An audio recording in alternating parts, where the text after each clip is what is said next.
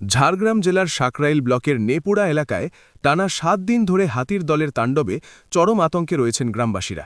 অভিযোগ, প্রতিদিন সন্ধ্যা নামলেই বিশাল হাতির দল লোকালয়ে ঢুকে পড়ছে এবং গভীর রাতে আবার নয়াগ্রামের জঙ্গলের দিকে ফিরে যাচ্ছে। গ্রামবাসীদের দাবি, 100-150 যেদিন যেমন হাতি আসছে।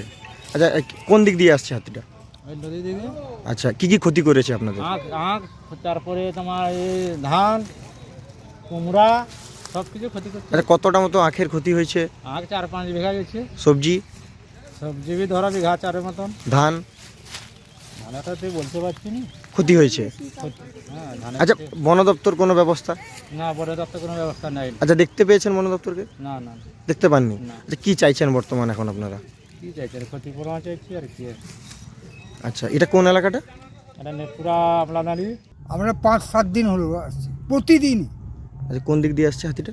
হাতিরা আসছে এই থেকে নয়াগ্রাম থেকে রামেশ্বরের কাজ দিয়ে বেরিয়ে আসছে। আচ্ছা আচ্ছা, ক্ষয়ক্ষতি এখানে কি হচ্ছে?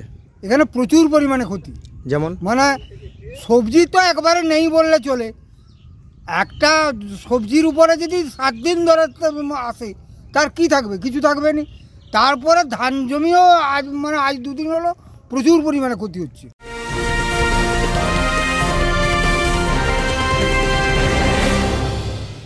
উত্তর 24 পরগনা ও তার আশপাশের এলাকার মানুষের সেবায় ক্যাথল্যাবের মতো অত্যাধুনিক সুবিধা নিয়ে পরিষেবায় ব্রতী সারদা মাল্টি স্পেশালিটি হাসপাতাল।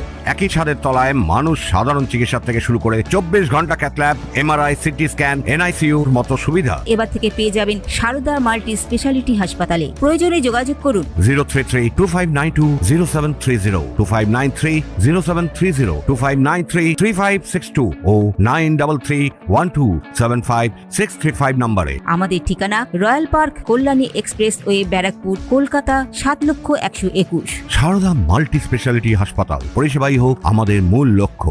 আচ্ছা, রাত হলেই কি আসছে হাতির দলটা? হ্যাঁ, রাত হলেই আসছে? সন্ধ্যা হলেই আরম্ভ হয়ে গেল। আচ্ছা, দিনের বেলা তাহলে হাতিটা ফিরে যাচ্ছে? দিনের বেলা আবার ফিরে যাচ্ছে সেখানে, ফিরে যাচ্ছে। আচ্ছা, আবার সেই জঙ্গলে ফিরে যাচ্ছে। আচ্ছা, কতটা আপনারা আতঙ্কে আছেন?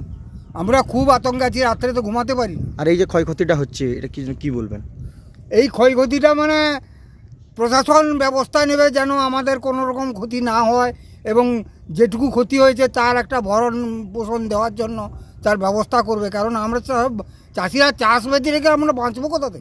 5-7 দিন হলো আসছে। আচ্ছা, কি দেখছেন? ব্যাপক হারে ক্ষয়ক্ষতি। আমরা চাষি মানুষ, আমাদের তো দেখতে পাচ্ছেন আমাদের এই জমির অবস্থা পুরো শেষ করে দিয়েছে। আমরা তো ধার দেনা করে চাষবাস করেছি, কিছু আমরা নিজের জমিও আছে, অপরের জমিও আমরা মানে কন্ট্রাকচুয়াল নিয়ে চাষ করেছি। এই তো অবস্থা দেখেছেন, এগুলোর আর কিছু অবস্থা নেই, সব শেষ। আচ্ছা, হাতিটা আসছে কোন দিক দিয়ে? হাতিটা আসছে মূলত নয়গ্রামে, মানে নদী সুবর্ণরেখা পেরিয়ে আমাদের সাঁকরাইলে প্রবেশ করছে। আচ্ছা, তারপর বিভিন্ন এই মানে আপমর জনগণ হাতিগুলোকে উত্তপ্ত করে দিচ্ছে। তাতে আমাদের মানে ফরেস্টের কোনো লোক মানে পরপর 5 দিন আসছে, ফরেস্টের একজনও লোক নেই। সেই হাতিগুলোকে তাড়ানোর কোনো ব্যবস্থা করেনি।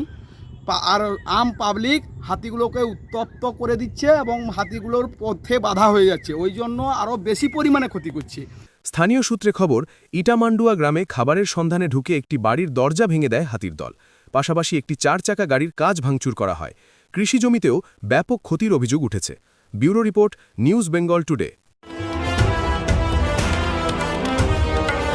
মেঘবেলা লাইভে আপনার পছন্দের টিভি চ্যানেলস সম্পূর্ণ বিনামূল্যে, শুধুমাত্র মেঘবেলা ব্রডব্যান্ডের কানেকশনের সঙ্গে। মেঘবেলা ব্রডব্যান্ড, বাংলার ঘরে ঘরে।